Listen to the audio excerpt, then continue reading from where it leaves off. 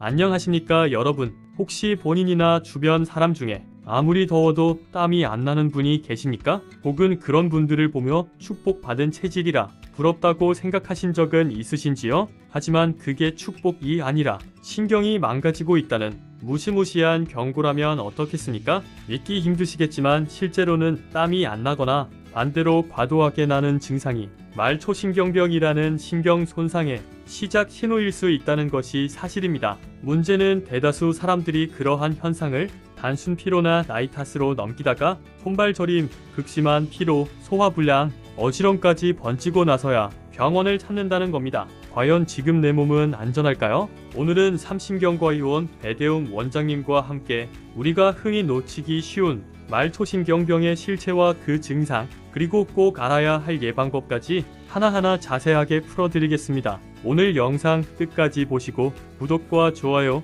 댓글 부탁드립니다. 자, 그럼 본격적으로 말초신경계가 무엇인지에 대해 자세히 설명해 드리겠습니다. 먼저 신경계는 크게 중추신경계와 말초신경계로 나뉘어 있습니다.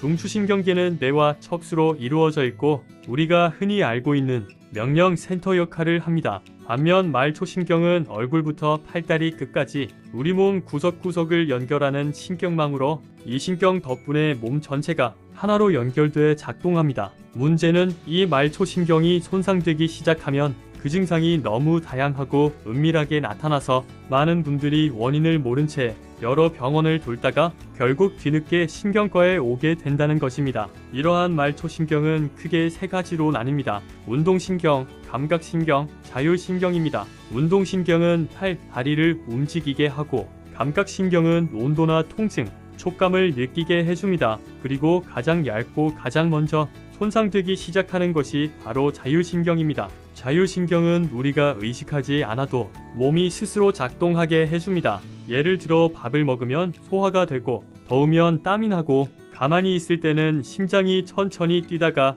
계단을 오르면 심장이 빨라집니다. 그런데 이 자율신경이 망가지면 어떻게 될까요? 더워도 땀이 안 나서 몸에 열이 쌓이거나 반대로 조금만 움직여도 땀이 비 오듯 흐르게 되는 것입니다. 또 식사 후 소화가 안 돼 속이 더부룩하거나 대소변 조절이 잘 안 되는 일도 벌어집니다. 심한 경우 일어날 때 어지럽거나 조금만 서 있어도 심장이 빨리 뛰지 않아 금방 피로해지기까지 합니다. 문제는 이런 증상들이 너무 일상적이라서 대부분의 사람들이 이것을 신경과 문제로 생각하지 못한다는 점입니다. 대부분은 그냥 위장약을 먹거나 빈혈로 생각하고 철분제를 먹으며 버팁니다. 그러다 결국 손발이 저리거나 시리기 시작하면 그제서야 신경과에 오게 되는 거지요. 배대웅 원장님은 실제로 손발 저림으로 오신 환자분들을 보면 이미 자율신경 이상 신호가 있었던 경우가 많다고 설명합니다. 손발이 시릴 정도면 이미 말초신경병이 꽤 진행된 단계일 수도 있습니다.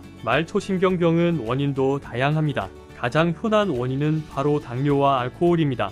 당뇨병을 앓으면 5년 안에 3명 중 1명, 10년 안에는 절반 가까운 분들이 말초신경병으로 진행됩니다. 혈당이 높으면 혈관이 손상되면서 신경으로 산소와 영양 공급이 줄어들기 때문입니다. 술도 문제입니다. 알코올은 신경세포에 독성을 주기 때문에 술을 꾸준히 마시면 점점 신경이 망가지고 결국 말초신경병으로 이어집니다. 또 항암 치료를 받는 분들도 신경 손상이 흔합니다. 특히 항암제 중 일부는 신경에 직접적인 독성을 주기 때문에 치료가 끝나고도 저림과 시림, 소화불량 등이 계속되기도 합니다. 그렇다면 말초신경병은 어떻게 진단할까요? 가장 기본은 의사와의 면밀한 대화입니다. 아무리 첨단 검사 장비가 있어도 환자의 사소한 증상들을 귀 기울여 듣지 않으면 병을 놓치기 쉽기 때문입니다. 실제로 배대웅 원장님은 초섬유성 말초신경병처럼 작은 신경만 손상된 경우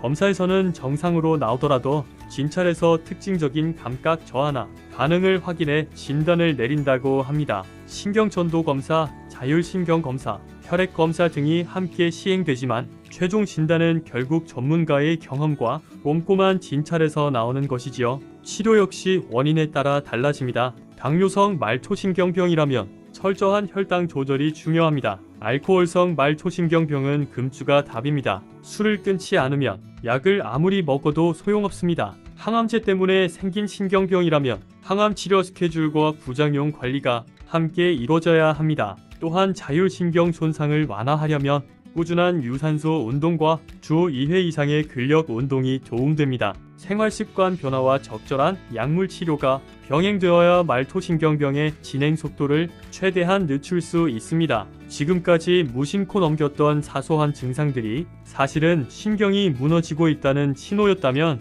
이제는 더 이상 무시할 수 없습니다. 말초신경병은 한번 손상되면 되돌리기 어려운 병이지만 조기 진단과 생활습관 관리로 병의 진행 속도를 충분히 늦출 수 있습니다. 땀이 안 나도 문제, 반대로 너무 많이 나도 문제라는 사실을 깨달으셨으니 이제는 몸이 보내는 신호에 귀 기울여 주십시오. 오늘 영상이 도움이 되셨다면 구독과 좋아요, 댓글 부탁드립니다. 그리고 주변에 필요한 분들께 꼭 공유해 주시길 바랍니다. 감사합니다.